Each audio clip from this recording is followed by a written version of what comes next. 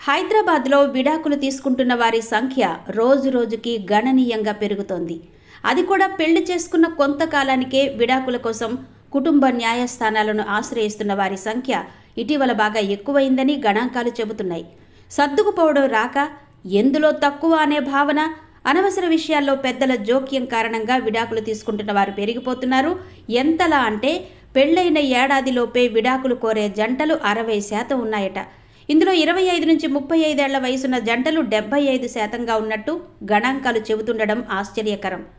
35 ఏళ్లకు పైబడిన వారిలో 25% మంది విడాకుల కోసం న్యాయస్థానాల్ని ఆశ్రయిస్తున్నారు. దాంతో న్యాయస్థానాల్లో ప్రతి నెల సగటున 250 మంది విడాకుల కోసం దరఖాస్తు చేస్తున్నారట.